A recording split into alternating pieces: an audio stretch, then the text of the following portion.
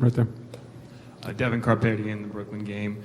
Jason, you have a team right now that's pretty much has its core set and had a disappointing end of the season last year. How are you hoping to improve upon last year's experience with the Nets? How are you hoping to tweak things to improve the team? Well, I think you look at you have one of the best point guards in the league, and that's a very important position in this game.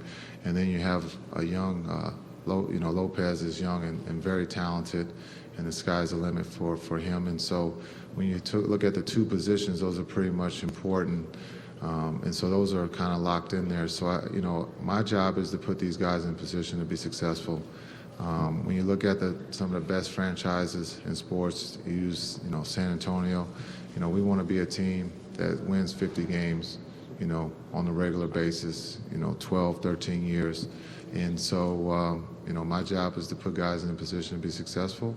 And also guys, have to be patient and listen, because I was a player and I felt like I knew everything.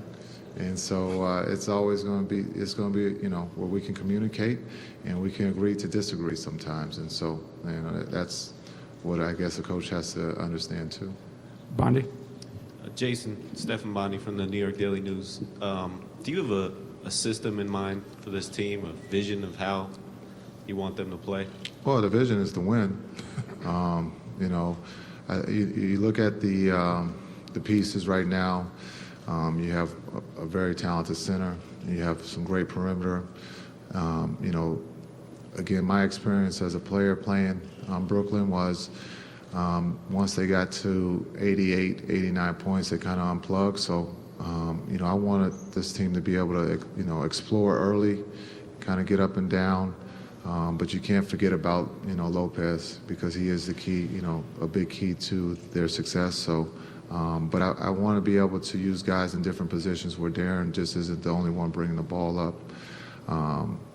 But this is a team that's hopefully we can get to 100 points because, they have that type of talent that can put the ball in the basket, but you can't win championships if you don't play defense, and that's where we're going to start. Over in the back. Hey, Jason. Pat O'Keefe, News 12 Brooklyn. Given where the franchise stood when you left in 2008, what do you think of all the changes it's gone through? The new arena, the new location, the new look, everything? I think it's incredible. East Rutherford, I don't think, nothing against East Rutherford, but this is beautiful. When you talk about Bruce Ratner's vision, to be able to see this way before anybody else, and to get the team here to Brooklyn, and you talk about a sports place, you couldn't have a better place to put an NBA team. So this is incredible, and I'm just happy to be part of the family. Jason, Gemini Keys, NBA. This is a great way to kick off the Father's Day weekend, so congratulations, man. Thank you. Jason, would we still be here today if perhaps you would have had a more productive postseason with the Knicks this season? I've had that question asked, and unfortunately, it had nothing to do without me scoring. My game has never been about scoring, but for me, it was about making the decision that I thought was right, and that was to retire. The game of basketball has been great to me, 2 times over, and one of the things I never wanted to do was to walk away from the game because of an injury. And a knee injury or something where I couldn't come back from. So, I had this conversation with my agent and my wife in Sea Island, Georgia, and, they probably felt he has a little gas left in the tank, but, in my heart, this was the thing to do after 19 years. In the back, please. Jonathan Donaldson with BCN. I was just wondering, with the draft just a few weeks away, are there any players you've been looking at or some team needs? That question must be for you, Billy. Well, the one thing, we've had a couple workouts this week, and then next week there'll be a lot more, so that it'll be, Jason will get involved. He's got the list of the workouts. He's got the summer league schedule. So, he'll get indoctrinated pretty quickly. Mazio? Mike Mazzio, ESPN, New York.com. Billy, what made Jay Kidd stand out in the interview process, and how big of a risk do you feel like this move is, bringing in a guy who was never coached before?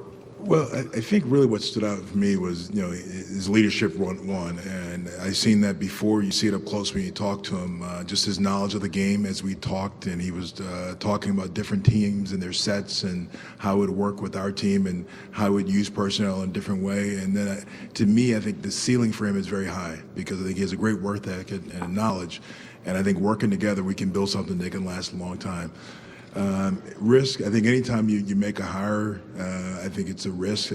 But you got to believe in your gut and the person. And the one thing about Jason is people have counted him out a lot of times, and he's proved them wrong. And so I've known him for a long time, and his work ethic, I believe he'll be good. I don't worry about guys, the risks. I think, we've taken quite a few risks here in making trades, but I think if you believe in something and believe in the people that you're going after, that it'll work, and that's what I believe in. Phil? Philip Bondi, New York Daily News. Jason, there's been a lot of talk about you bringing back Lawrence Frank, or have you talked about your staff yet, and is that a realistic idea? We're in discussions. I'm thinking about the staff. A lot of people have speculated about Lawrence, and he would be a great candidate. So, but there's a lot of people out there that I'll be giving a phone call to, and so I understand that my staff I will lean on heavily and learn from, and he would be a great candidate. I guess I can use this as a recruiting tool to for him to join me here in Brooklyn. Peter? Peter Schrager, Fox Sports. Jason, you talked about your relationship with Darren, obviously blossomed through Team USA. Can you talk about the birth of that relationship and your friendship and how that's gone over the years? Well, I think when you talk about Darren, I got to know, I got to play against him, when he was in Utah and then here in Brooklyn. But I got to really know him during the trials of when we were in Vegas, and then also when we played in the Olympics in China. And he was a guy that I was ready to pass the torch to, because I saw myself in him in the sense of he's a guy that can fill up the stat sheet, and he loves the competition. He works extremely hard, and so that's where it all started.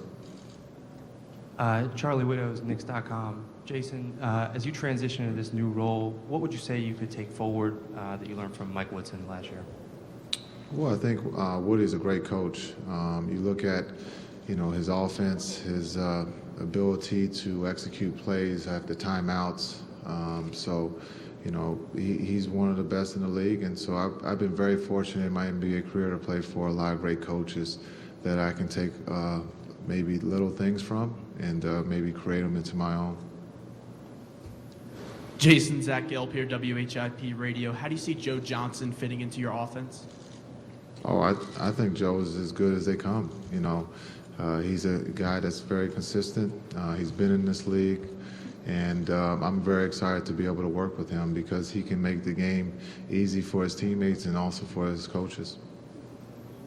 Alex Raskin, Wall Street Journal. This is for both Billy and Jason.